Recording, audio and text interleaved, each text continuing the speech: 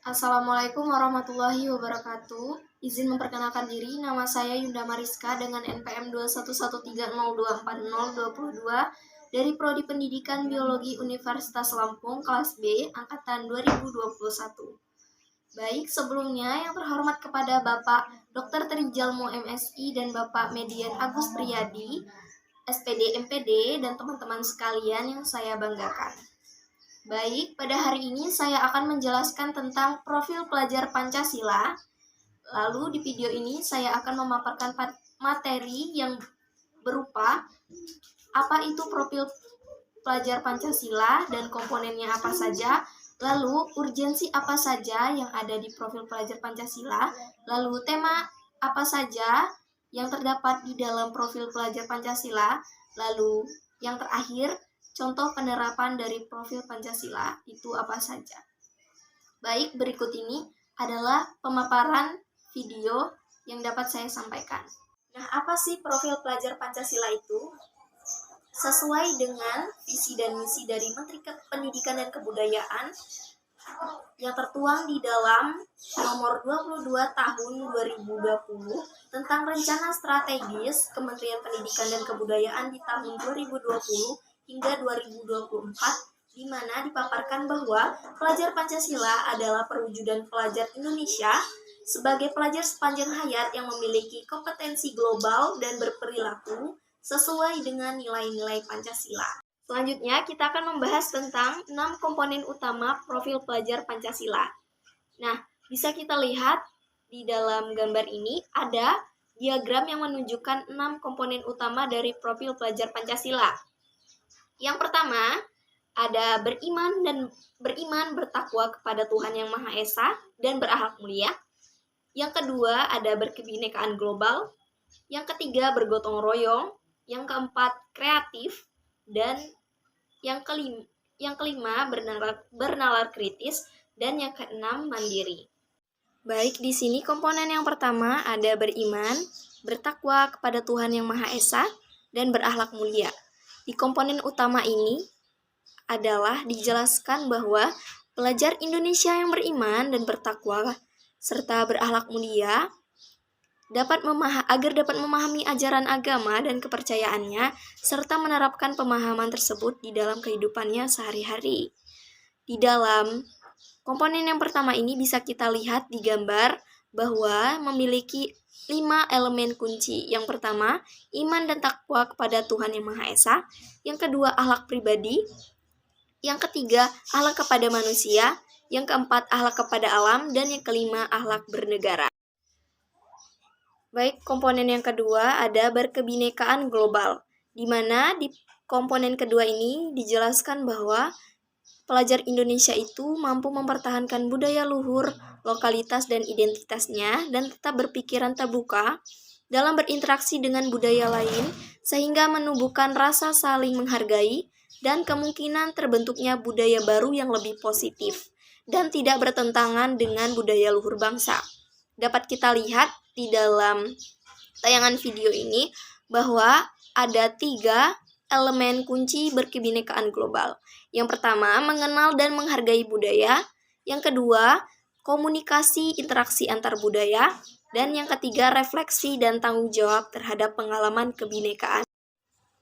Baik, selanjutnya ada komponen ketiga yakni gotong royong, di mana di komponen ketiga ini siswa diharapkan atau pelajar Indonesia diharapkan memiliki kemampuan bergotong royong, yaitu kemampuan untuk melakukan kegiatan secara bersama-sama dengan sukarela agar kegiatan yang dikerjakan dapat berjalan dengan lancar, mudah, dan ringan.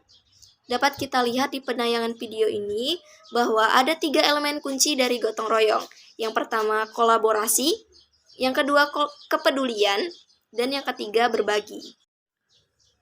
Komponen yang keempat, yakni ada mandiri. Di dalam komponen yang keempat ini, diharapkan pelajar Indonesia itu mampu bertanggung jawab atas proses dan hasil belajarnya. Nah, di dalam penayangan video ini dapat kita lihat bahwa ada 2 elemen kunci dari komponen mandiri, yakni yang pertama, kesadaran akan diri dan situasi yang dihadapi, dan yang kedua, regulasi diri. Komponen yang kelima ada bernalar kritis. Nah, di dalam komponen yang kelima ini, pelajar yang bernalar kritis mampu secara objektif memproses informasi baik kualitatif maupun kuantitatif, membangun keterkaitan antara berbagai informasi, menganalisis informasi, mengevaluasi, dan menyimpulkannya. Nah, di dalam video ini atau tayangan video ini, bisa kita lihat ada 4 elemen kunci bernalar kritis. Yang pertama, memperoleh dan memproses informasi dan gagasan. Yang kedua, menganalisis dan mengevaluasi penalaran. Yang ketiga, mengambil keputusan. Dan yang terakhir, merefleksi pemikiran dan proses berpikir. Yang terakhir, ada komponen yang keenam, yakni komponen kreatif. Nah, di komponen yang terakhir ini, pelajar yang kreatif itu mampu memodifikasi atau menghasilkan sesuatu yang orisinil, bermakna, bermanfaat, dan berdampak. Dapat kita lihat di dalam penayangan video ini bahwa ada 2 elemen kunci kreatif. Yang pertama, ada menghasilkan karya dan tindakan yang orisinil. Yang kedua, menghasilkan gagasan yang orisinil. Baik, selanjutnya saya akan membahas tentang urgensi dari profil pelajar Pancasila. Nah, urgensi dari profil pelajar Pancasila sendiri ada 3. Yang pertama, urgensi sebagai bintang penuntun. Artinya, profil pelajar Pancasila ini dapat menjadi penuntun arah kebijakan-kebijakan pendidikan di tingkat nasional, daerah, dan sekolah, serta menjadi pegangan pendidik dalam membangun karakter serta kompetensi anak-anak Indonesia di ruang-ruang belajar. Yang kedua, ada urgensi sebagai rujukan perancangan kurikulum atau SNP, yang merupakan elaborasi dari tujuan pendidikan nasional serta merupakan intisari dari standar kompetensi kelulusan atau SKL. Nah, selanjutnya SKL ini akan dibagi lagi menjadi standar isi, standar proses, dan standar penilaian yang menjadi rujukan untuk pengembangan kurikulum nasional. Urgensi yang ketiga yaitu sebagai rumusan karakter dan kompetensi abad 21. Dimaksudkan di mana profil pelajar Pancasila dirancang berdasarkan satu pertanyaan besar, yaitu pelajar dengan profil atau karakter dan kompetensi seperti apa yang ingin dihasilkan dari sistem pendidikan di Indonesia. Selanjutnya akan dibahas materi tentang tema-tema untuk pembelajaran berbasis proyek. Nah, tema-tema dari profil pelajar Pancasila dalam pembelajaran berbasis proyek ini ada 7, sebagaimana yang dinyatakan oleh Kemendikbudristek. Yang pertama ada bangunlah jiwa dan raganya. Nah, dimaksudkan dengan tema ini diharapkan bisa membangun kesadaran dan keterampilan siswa untuk memelihara kesehatan fisik dan mental, baik untuk dirinya sendiri maupun orang di sekitarnya. Yang kedua, yakni berekayasa dan berteknologi untuk membangun NKRI. Tema ini dimaksudkan untuk meningkatkan kolaborasi siswa dalam melatih dan berpikir kritis, kreatif, inovatif sekaligus kemampuan untuk berempati, berekayasa, membangun produk berteknologi yang memudahkan kegiatan dirinya dan sekitarnya. Tema yang ketiga yakni Bhinneka Tunggal Ika, di mana di tema ini siswa mampu atau diajarkan untuk lebih mengenal atau membangun dialog penuh hormat tentang kelompok beragama dan kepercayaan yang dianut oleh masyarakat sekitar dan di Indonesia serta nilai ajaran yang dianut oleh siswa tersebut. Tema yang keempat, cara hidup berkelanjutan. Tema ini dimaksudkan untuk membangun kesadaran siswa untuk bersikap dan berperilaku ramah lingkungan, serta mencari solusi dari masalah lingkungan. Tema yang kelima yakni kearifan lokal, di mana tema ini dimaksudkan untuk diharapkan siswa itu dapat membangun rasa ingin tahu dan kemampuan inquiry melalui eksplorasi tentang budaya dan kearifan lokal masyarakat di sekitarnya atau di daerahnya. Nah, di dalam tema ini, guru dapat menyesuaikan dengan kearifan lokal yang ada di daerah masing-masing. Yang keenam, tema kewirausahaan. Di yang keenam ini, tema kewirausahaan, diharapkan siswa itu akan mengidentifikasikan potensi ekonomi tingkat lokal dan masalah yang ada dalam pengembangan potensi tersebut. Dan tema yang terakhir yaitu suara demokrasi. Diharapkan siswa itu dapat menumbuhkan jiwa demokrasi di dalam profil proyek penguatan Pancasila. Contoh penerapan atau implementasi profil pelajar Pancasila. Yang pertama, taat beribadah. Bagaimana sih implementasinya? Yakni dengan cara sholat berjamaah.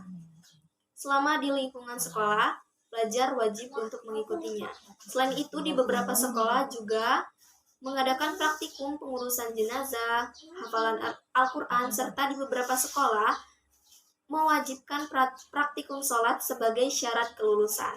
Contoh penerapan yang kedua yaitu pada berkebinekaan global, ada mengenal dan menghargai budaya, kemampuan komunikasi interkultural dalam interaksi dengan sesama, refleksi dan tanggung jawab dalam kebinekaan. Nah, implementasinya ini bisa kita lihat dengan cara dalam pergaulan sehari-hari seperti bullying atau apapun bentuknya yang mengedepankan perbedaan antara pelanggaran yang diatur dalam buku saku siswa. Contoh yang ketiga yakni ada gotong royong. Nah, di gotong royong ini contoh implementasinya yaitu dengan cara peka terhadap lingkungan dan selalu berbagi. Diimplementasikan melalui sedekah wajib setiap hari Jumat, biasanya di sekolah-sekolah. Contoh yang keempat ada mandiri, yaitu sadar akan kemampuan dirinya. Diimplementasikan dengan cara melalui dibukanya berbagai macam ekstrakurikuler sesuai dengan minat dan bakat siswa. Yang kelima yakni berpikir kritis. Berpikir kritis yakni mampu mengolah informasi, menganalisa, dan menerapkan. Yaitu contohnya penyebaran berita bohong adalah bagian dari pelanggaran yang dimuat dalam buku saku siswa. Nah, implementasinya itu setiap pelajar yang telah melakukan PKL wajib membuat laporan ilmiah dan disidangkan oleh guru penguji. Demikianlah pemaparan yang dapat saya sampaikan mengenai profil pelajar Pancasila. Mungkin itu saja yang dapat saya sampaikan. Terima kasih. Saya akhiri. Wassalamualaikum warahmatullahi wabarakatuh.